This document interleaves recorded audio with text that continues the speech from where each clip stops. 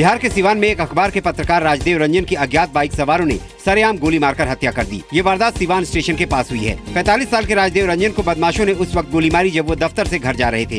राजदेव रंजन को गोली बेहद करीब से सिर पर मारी गई, दूसरी गोली गर्दन पर लगी। वारदात को अंजाम देकर अपराधी फरार हो गए। नीतीश कुमार यदि तमाम हत्याओं के पर चुप्पी साधे हैं तो इस पत्रकार के हत्या पर, अपने शासन पर क्या कहना चाहेंगे?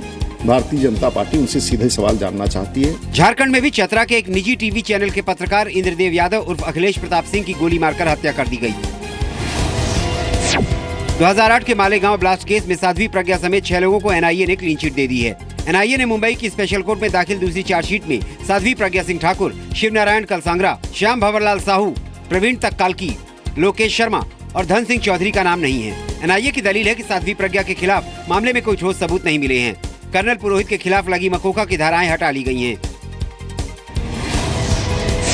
बिहार के गया में आदित्य मर्डर केस के आरोपी रॉकी की फरार मां मनोरमा देवी की तलाश में पुलिस ने उनके घर के बाहर पोस्टर लगवाए हैं। पुलिस ने कहा है कि मनोरमा 15 दिन के अंदर सरेंडर नहीं करती तो उनकी संपत्ति कुर्क करने की प्रक्रिया शुरू की जाएगी। उधर मनोरमा की अग्रिम जमानत की अर्जी पर कोर्ट 16 मई को सुनवाई करेगा। राजस्थान के कोटा से विधायक भवानी सिंह राजावत ने गुरुवार को हुए बिहार के छात्र सत्यप्रकाश की हत्या के बाद विवादित बयान दिया है। राजावत ने कहा कि बिहार के छात्र कोटा का माहौल खराब कर रहे हैं और उन्हें फौरन यहां से निकाल देना चाहिए। राजावत ने ये भी कहा कि इन छात्रों में कोई देश विरोधी काम करने वाला कन्हैया भी हो सकता है। अपराध विकराल रूप धारण करता जा रहा है, उसके दोषी है बिहार के छात्र। ऐसे छात्रों को तत्काल यहां से कोचिंग से निकाला जाना चाहिए। बिहार के छात्र के मर्डर के बाद बिहार के डिप्टी सीएम तेजस्वी यादव ने राजस्थान सीएम वसुंधरा राजे को पत्र लिखा है और बिहार के छात्रों की सुरक्षा पर चिंता जताई है।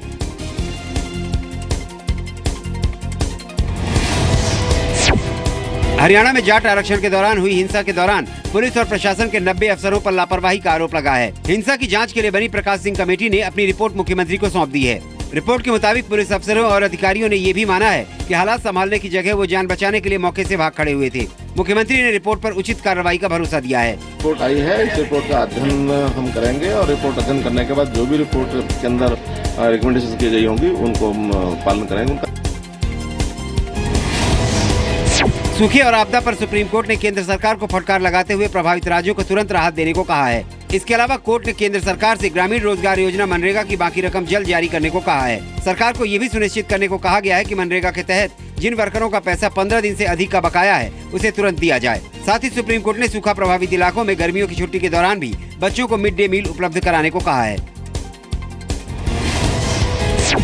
कोयला घोटाले में आपराधिक साजिश और धोखाधड़ी के आरोपी नवीन जिंदल की मुश्किलें और बढ़ गई हैं। सीबीआई ने अदालत से आरोपी सुरेश सिंघल को सरकारी गवाह बनाने के लिए कुछ और दिन की मोहलत मांगी है। अमरकोंडा मुर्गा दंगल मामले में आरोपी सुरेश सिंघल का दावा है कि उनके पास ऐसे अहम दस्तावेज और जानकारी है जो आरोपियों को दोषी साबित करने में मददगार होगी। सीबीआई ने कोर्ट में कहा है कि वो सिंघल से और पूछताछ करना चाहती है और सिंघल से दस्तावेज हासिल करना चाहती है।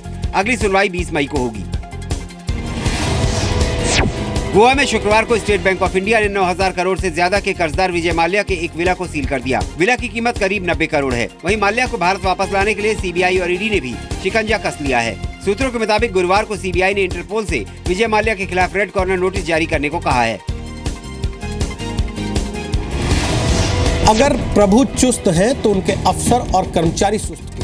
जी न्यूज की खबर पर आज भारतीय रेलवे ने फैसला किया है कि रेल में यात्रा करने वाले किसी भी यात्री की अगर तबीयत खराब होती है तो उसे फौरन मेडिकल मदद दिलाई जाएगी। रेलवे ने अपने स्टेशन मास्टरों को आदेश दिया है कि अगर सरकारी डॉक्टर मौजूद नहीं है तो सरकारी खर्चे पर निजी डॉक्टर बुलाकर बीमार यात्री का इलाज करवाया जाए।